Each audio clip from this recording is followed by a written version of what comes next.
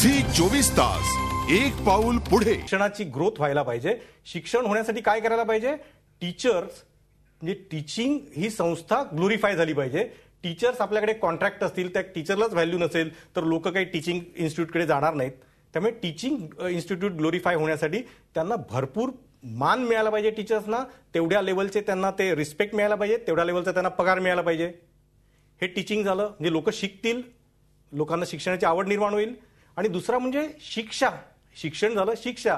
शिक्षा कोण इम्प्लिमेंट करतं? पोलीस इम्प्लिमेंट करतात. आज पोलिसांची किंमत काय? आज आंदोलन म्हटल्यावरती 4 जण पोलिसांना दगड मारतात, शेवटी ती माणसं नाहीत, ते पण हात उगारणार नाहीत परत.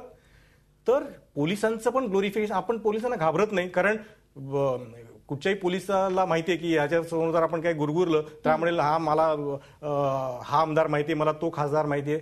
म्हणजे शेवटी पोलीस ही यंत्रणा पण सक्षम होण्यासाठी त्यांना रिस्पेक्ट मिळायला पाहिजे. परदेशात मी बघतो कॉप म्हटलं की घाबरतात लोक. आपल्याकडे घाबरण्याची पद्धतच चुकून गेली आहे. मग हे कधी होईल सक्षम?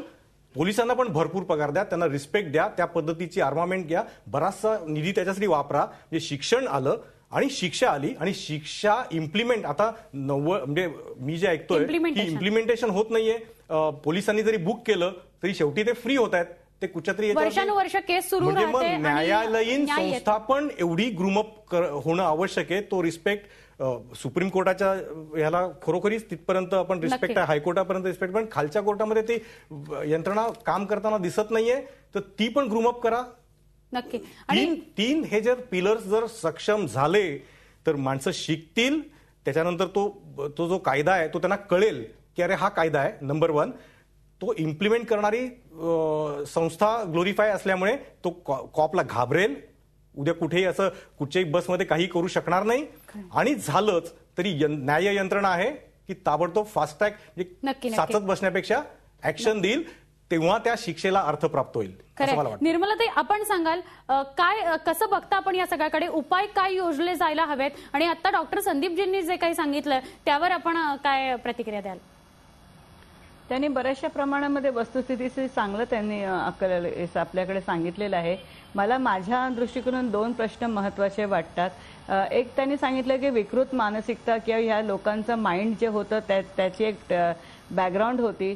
पण असं जर म्हणायला गेलं की जो माणूस बलात्कार करतो तो विकृत मानसिकतेतून आलेला असतो, परभर्जन असतं आणि ते त्याच्या कारणीभूत असतं. तर मला असं वाटतं की 80% बलात्कार जे होतात ते 3 महिन्याच्या मुलीपासून तर अतिशय 70 वर्षाच्या वयस्कर सिनियर सिटीजन स्त्रीवर सुद्धा होतात. मग हे सगळेच काही मानसिक मनोरुग्ण असतात का? नाही. तर ग्रूमिंग जे म्हणतात, ज्याचं अपब्रिंगिंग आहे ते लहानपणापासून व्यवस्थित घरामधून झालं पाहिजे. हे पूर्वी व्हायचं, आता होत नाही. दुसरी महत्त्वाची गोष्ट म्हणजे स्त्री ही उपभोगाची वस्तू आहे आणि तिला एक सेक्स ऑब्जेक्ट म्हणून बघितलं जातं. आणि स्त्री म्हटलं म्हणजे जेव्हा चान्स मिळेल त्यावेळेला तिच्यावर एक show of power, show of lust तिच्या आणि पुरुषत्व सिद्ध करणं म्हणजे पुरुषाचे हे काय आहे, महत्त्व कशामध्ये आहे? तो पुरुष आहे. तो पुरुष आहे म्हणजे कशामुळे? तर तो अशा प्रकारे हे कार्य करू शकतो. ह्याला एक महत्त्व दिलेलं आहे. ते शो करण्याकरता सुद्धा एक सामाजिक मानसिकता जी आहे, ज्याच्यामुळे स्त्रियांची दुय्यम अवस्था समाजातली, पुरुष प्रधान सोसायटी, मेल डॉमिनेशन की हे मी करू शकतो. मग मेल डॉमिनेशन तो फिजिकली दाखवतो आणि त्या बरेचसे लोक कन्व्हिक्शन झाल्यानंतर रेपमध्ये त्यांना मुली देतात. असे आम्ही बघितलेलं. समाजामध्ये बहिष्कार होत नाही, उलट त्या बिचाऱ्या मुलीवरच बहिष्कार होतो. म्हणून विकृत प्रवृत्ती ह्याला आपण फार महत्त्व देऊ नये. विकृत प्रवृत्ती समाजामध्ये निर्माण होतं. कुठलाही मूल आईच्या गर्भाशयातून जन्मालाच काही विकृत निर्माण होत नाही. समाजाचं त्याच्यावर होणारं एक प्रकारचं ज्याला ग्रूमिंग म्हणतात, घरातलं ग्रूमिंग आहे, ते जर व्यवस्थित नाही झालं तरच ते होतं. आणि ते का होत नाही कारण तशी परिस्थिती जी प्रक्रिया आहे ती फार मुख्यपणे व्हायला हवी असं वाटतं झाली पाहिजे. प्रत्येक आईने आपल्या मुलाला सुद्धा जबाबदार भरलं पाहिजे. प्रत्येकाला आपण मुलीला विचारतो 7 नंतर लवकर घरी आहे, वाईट आहे सगळी परिस्थिती, परंतु बऱ्याच वेळेला प्रियकरांनीच आणि प्रेयसीला बलात्कार केल्याची प्रकरण. त्यामुळे प्रत्येक आईने सुद्धा आपल्या मुलाला तेवढंच चांगलं ग्रूमिंग केलं पाहिजे आणि सांगितलं पाहिजे की कसं रिस्पेक्ट करायचं आणि पुरुषार्थ हा नाही असं काही करू नको. फिल्मचा जो परिणाम आहे, नवीन आपण बरीचशी आपण गाणी बघतो, त्याच्यामुळे ती गाणी गाताना वगैरे अगदी ज्या प्रकारे की स्त्रियांचे हे, त्याच्यामुळे असं वाटतं की स्त्री ही एक कमर्शियल ऑब्जेक्ट आहे आणि तिच्यावर जर काही अत्याचार केले तर चुकीचं नाही. आणि नक्की हा मुद्दा आपण मगाशी सुद्धा चर्चेत घेतला होता, कमर्शियल ऑब्जेक्ट महिला म्हणून आहे. निर्मला ताई, थांबवावं लागतंय, खूप कमी वेळ आहे आणि अजून 2 मान्यवरांशी बोलायचं आहे. अनघाताई, आपण सांगाल उपाय काय योजले पाहिजेत असं आपल्याला वाटतं? आपण सगळ्या स्तरातल्या महिलांशी भेटला असाल, बोलला असाल, अत्याचार घडलेल्या ज्या महिला आहेत त्यांच्याशी कुठेतरी संवाद साधला असाल, आपलं काय दृष्टिकोन आहे याकडे? मला असं वाटतं की आपला फोकस प्रिव्हेन्शन किंवा प्रतिबंधावरती असायला पाहिजे. घटना घडल्यावरती स्त्रियांचं म्हणजे त्या पर्टिक्युलर स्त्रीचं नुकसान तर होतच, पण त्याचबरोबर त्याच्यामध्ये खूप एनर्जी जाते. म्हणजे इमोशनल असेल, आर्थिक असेल, वेळ असेल, सर्व प्रकारची साधन संपत्ती त्याच्यामध्ये मग इन्व्हेस्ट करावी लागते. त्याच्यापेक्षा प्रिव्हेन्शन आवश्यक आहे आणि प्रिव्हेन्शनसाठी मला असं वाटतं की शाळा कॉलेजेसमध्ये काम होणं खूप आवश्यक आहे. 2 लेव्हल्सवरती. सेक्स एज्युकेशनवरती जर बॅन असेल, आणि सेक्स एज्युकेशन म्हणजे फक्त शरीराची माहिती नाही तर पूर्ण लैंगिकतेच्या कॉन्सेप्ट विषयी माहिती दिली गेली पाहिजे. आणि त्याचबरोबर स्त्री पुरुष समानता हा विषय करिक्युलम मध्ये इन्क्लूड केला गेला पाहिजे, जो अतिशय दुर्लक्षित आहे आणि जो आपल्याकडे कमी महत्वाचा समजला जातो. त्याचबरोबर कायद्यांमध्ये सुधारणा यायला हव्या असतील तर महिला आयोग पाठपुरावा करतं, महिला आयोगाने पाठपुरावा केला पाहिजे. आणि महाराष्ट्रामध्ये माझी अशी मागणी आहे की त्वरित महिला आयोग नेमला गेला पाहिजे.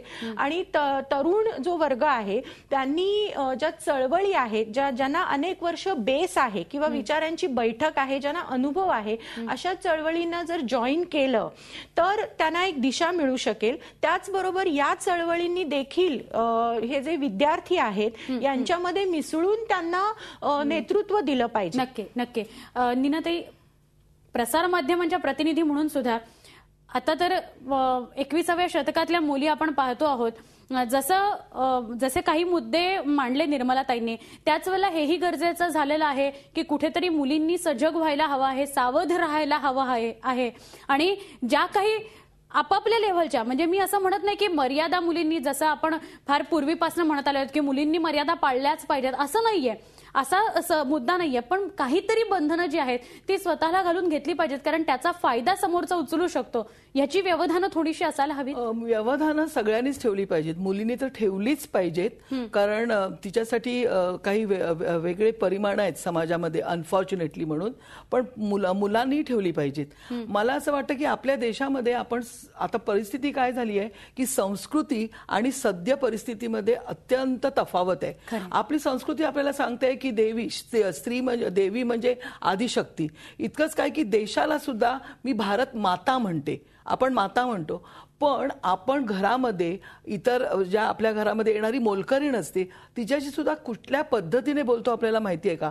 आपण पूर्णपणे संस्कृती विसरत चाललेलो आहे. आपल्याला वाटतंय की साडी नेसणं, टिकली लावणं म्हणजेच संस्कृती. तर मुलांना सुद्धा ह्याचं ट्रेनिंग दिलं पाहिजे की ह्या सगळ्या गोष्टी शाळेमध्ये जशा करिक्युलममध्ये पाहिजेत तसे तुमच्या घरात त्या आचरणात आल्या पाहिजेत. आणि संस्कृती उथळ नसून ती खूप खोलवर कुठेतरी आहे आणि आपल्या जुन्या गोष्टींचा विचार केला पाहिजे की ह्या देशामध्ये पुराण काळापासून आपण बघतोय की सीतेवर पण अत्याचार झाले आहेत, द्रौपदीवर पण अत्याचार झालेत, पण आजही हे अत्याचार करायचे का? तर नाही, आपल्याला त्याच्यातून बाहेर यायचं आहे आणि त्याच्यासाठी शिक्षण मला वाटतं सगळ्यात इम्पॉर्टंट आहे. हाच मुद्दा तुम्हा सगळ्यांच्या चर्चेत आला की कुठेतरी शिक्षण. आणि एक मुद्दा मला प्लीज सांगायचा वेळ असेल तर की तरुणांना मार्गदर्शन हवंय, कारण तरुण आपल्याकडे खूप आहेत, पण आपण त्याची फाजील फुशारकी मारण्यात काही अर्थ नाही. कारण जसा नदीवर तुम्ही एखादा बंधारा बांधता आणि जेव्हा पाणी जास्त होतं, गेट्स उघडल्यानंतर ते पाणी पात्रात जाऊन मिळतं.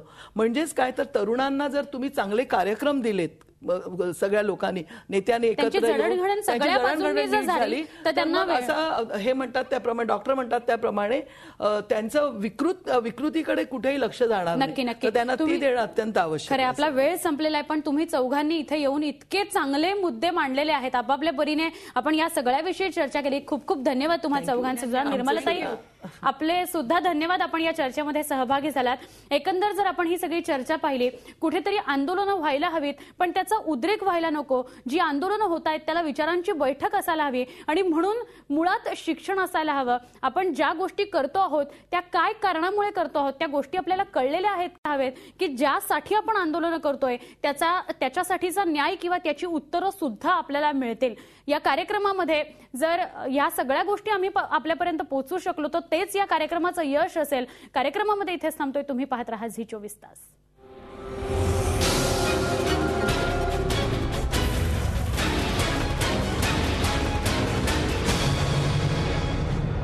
झी 24 तास, एक पाऊल पुढे.